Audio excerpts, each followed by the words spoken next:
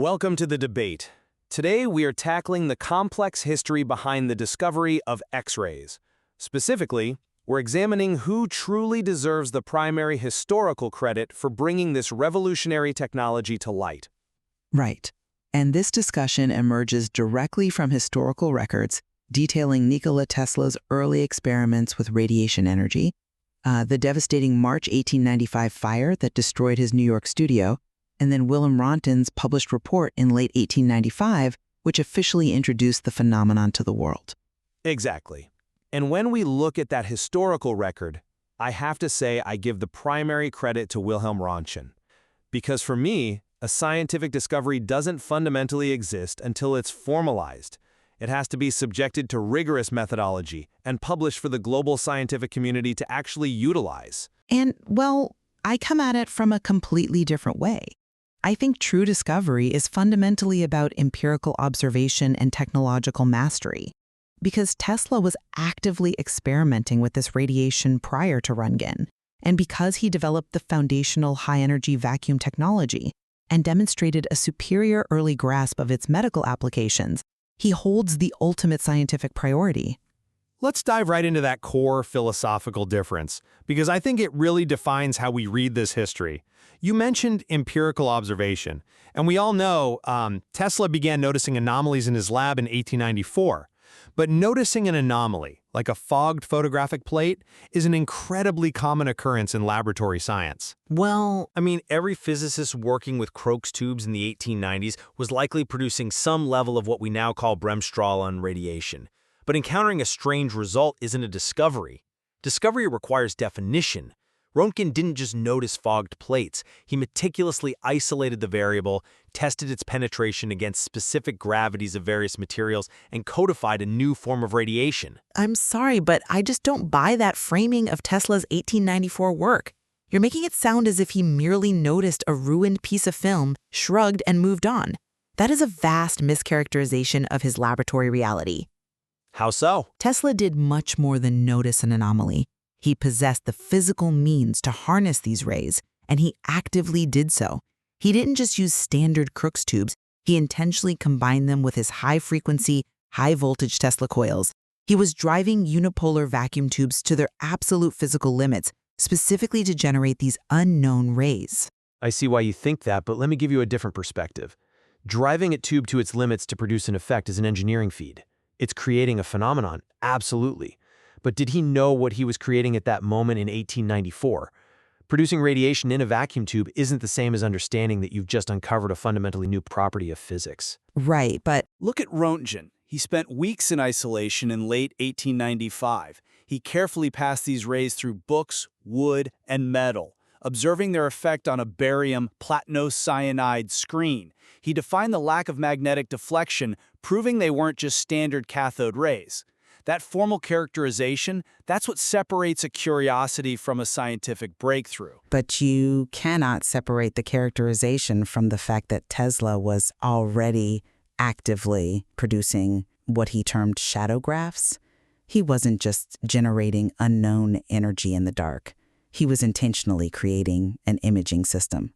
He used himself as the first model. Yes, the foot image. Exactly. We have the historical reality of an X-ray of his own foot, complete with the metal pieces of his shoe clearly visible. This wasn't a passive observation of damage. This was the deliberate application of a technology he had mastered. He had a working radiographic system functioning in his laboratory before Röntgen's paper was ever even drafted. To say he hadn't made the discovery simply because the formal paperwork wasn't filed completely ignores the physical reality of what he had built. Having a working apparatus in a laboratory is an incredible testament to his genius. I don't dispute that he produced shadowgraphs, but science is a collective human enterprise. It relies on the dissemination of knowledge.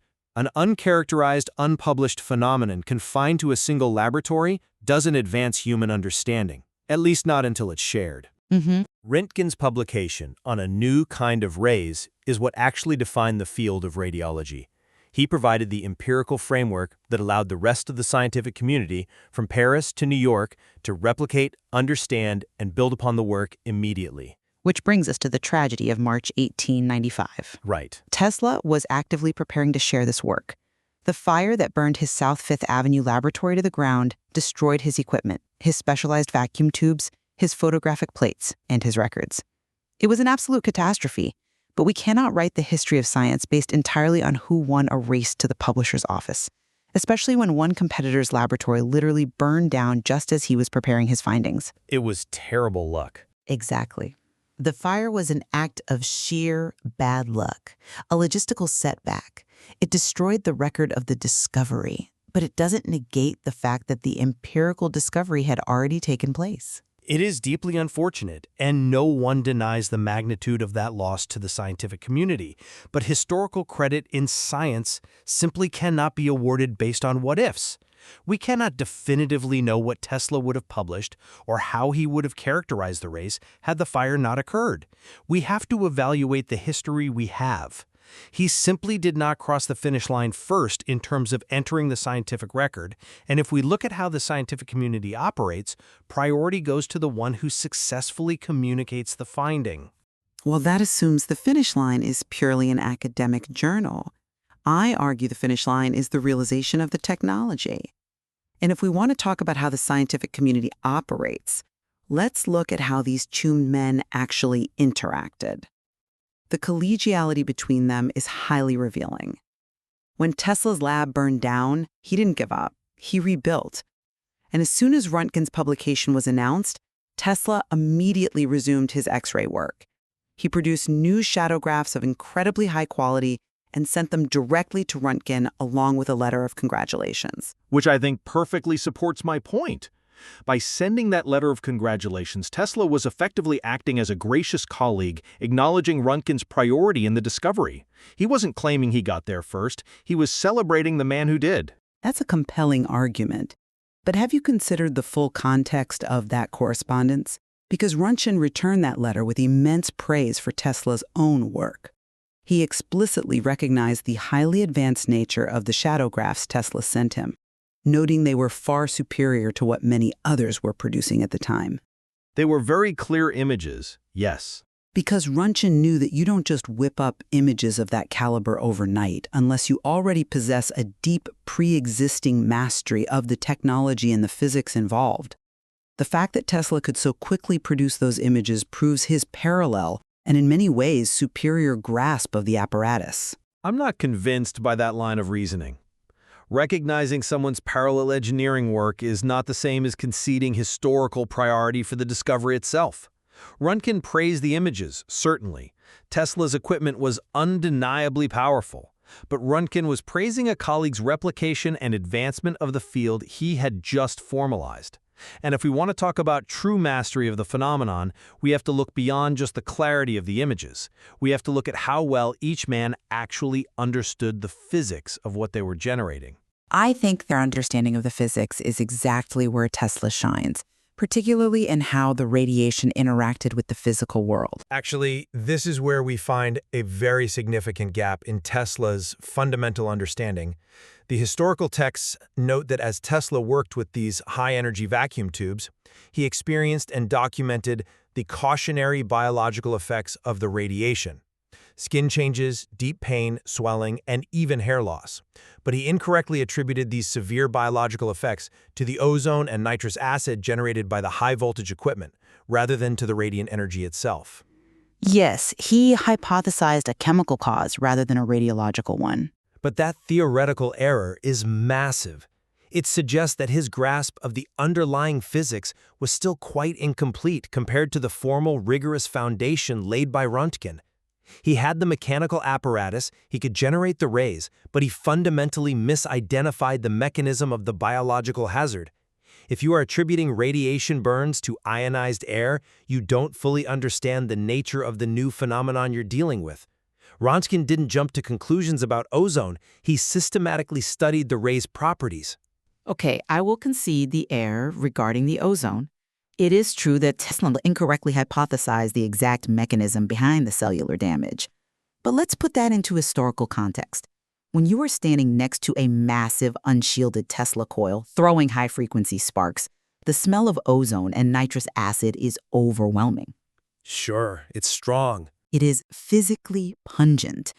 Blaming the obvious reactive chemical byproducts in the air for skin irritation is an entirely logical deduction for a 19th century physicist to make before the concept of ionizing radiation biology even existed. It may be a logical deduction, but it was empirically wrong. And in science, being empirically wrong about the fundamental nature of the phenomenon matters when we are discussing who truly discovered it. But I want to pivot from that theoretical error to emphasize Tesla's truly visionary understanding of the application, which is arguably just as important as the theoretical physics.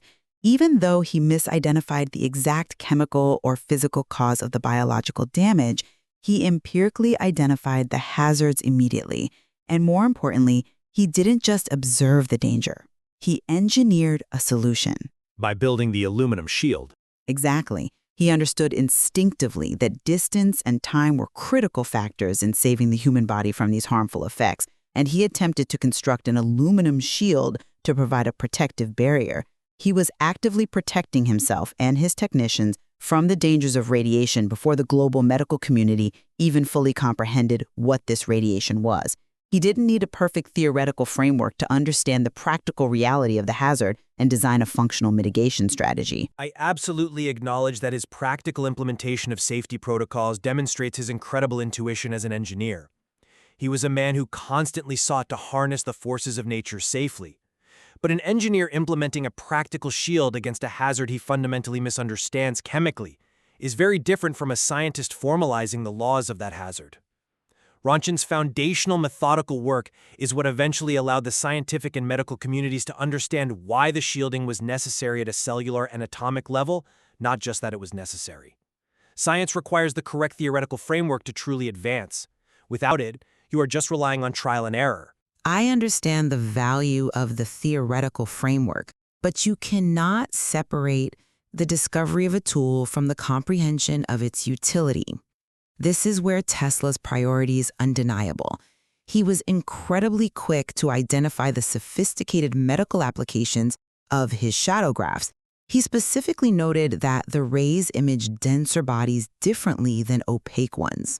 Which Röntgen also noted in his initial paper. Yes, but Tesla explicitly described very early on how this technology could be used to find foreign objects in the human body or even to spot lung disease.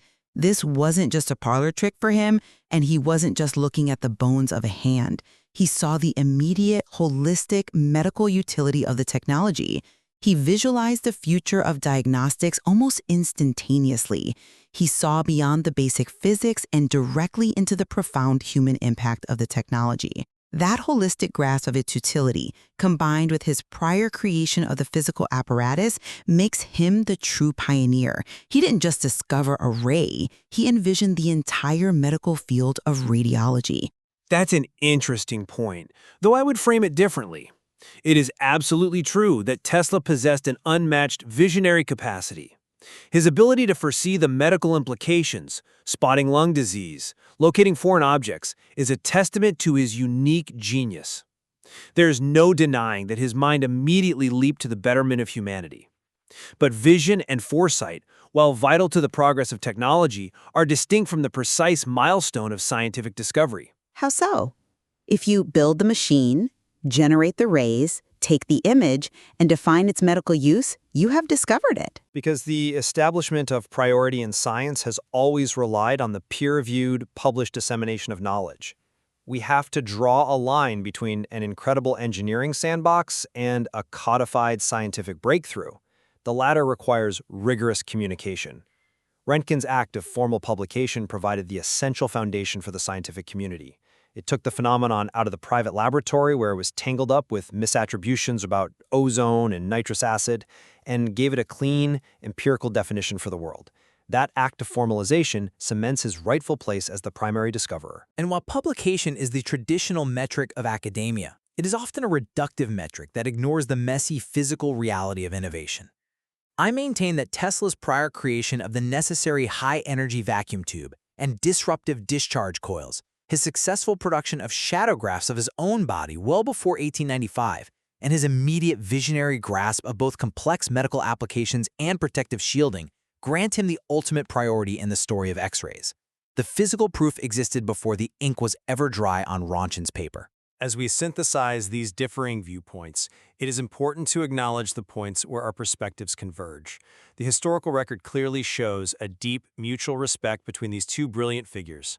Their exchange of congratulatory letters and Röntgen's genuine admiration for Tesla's advanced shadowgraphs stands as a testament to the collegiality that can and should exist at the highest levels of scientific inquiry.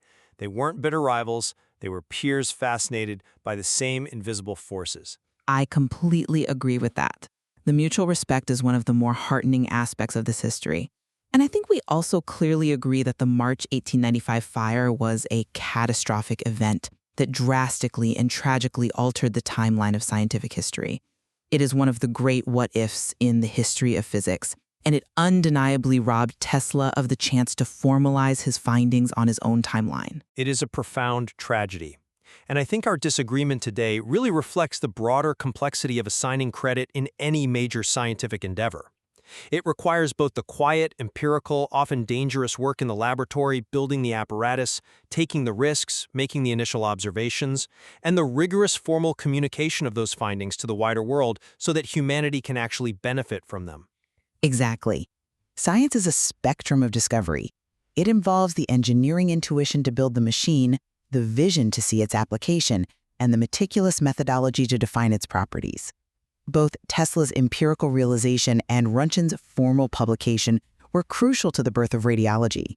The source material we've drawn from holds even more nuance regarding the timeline of these parallel discoveries, the intricate mechanics of early 19th century vacuum tubes, and the fascinating, complex lives of both men. There is always more to explore when it comes to the complex history of technological breakthroughs. We leave it to you, the listener, to weigh the evidence presented today, to consider the balance between physical creation and formal publication, and form your own conclusion about who deserves the primary credit. Thank you for joining us for this rigorous exchange of ideas. We will see you next time on The Debate.